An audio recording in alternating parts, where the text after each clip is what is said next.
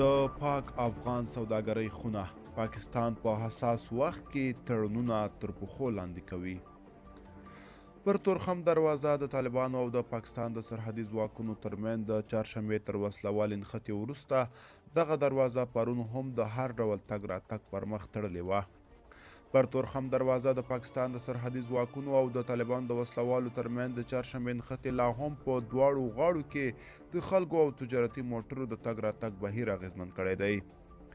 د سوداګرۍ بنسټونه وایي هر وخت د افغانستان د میوو د صادراتو پر مهال پر دغسې دروازې ځینې لانجې راځي چې تر ډیره افغان سوداګر زیانمنوي.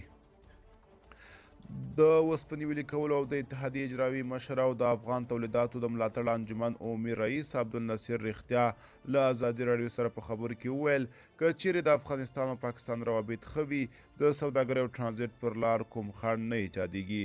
له بده مرغه کله چې د افغانستان او پاکستان سیاسي روابط خرابیږي بیا نو ورسره د سوداګرۍ او اقتصادي اړیکې هم خرابیږي. دا ستونزه د دې سبب کیږي چې افغان پانګوال ډیر زیانمن شي او پر سوداګرۍ او ټرانزیټ بدې اغیزې وکړي. د پاک افغان سوداګرۍ خونې وایي چې نن سبا چې په افغانستان کې د تازه میوو د حاصلاتو وخت دی د تورخم لارې تړل افغان سوداګرو ته ستر اقتصادي زیان اړوي.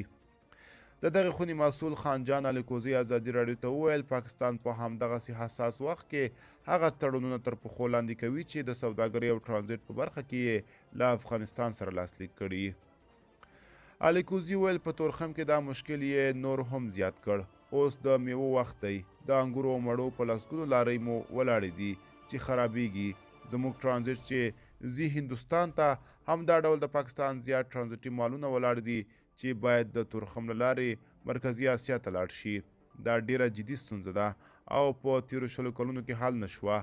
دا د دواړو هیوادونو اقتصاد ته زیان اړوي. زموږ دولتونه هم دې موضوع ته خاصه توجه نه کوي.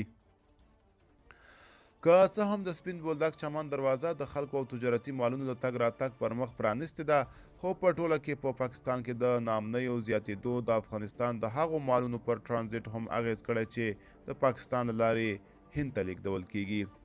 اونۍ مخکې په بلوچستان ایالت کې د افغان سوداګرو په انځرو بار لارۍ په اور وسوځېده چې زیات مالي زیانونه یې واړول. تر دې مخکې هم په تورخم او چمن دروازه کې د بیلابیلو ستونزو له کبله وسلوالې نښتې شوي چې ورسره په دواړو غاړو کې مسافر او په مالونو ډک موټر راګیر پاتې شوي دي.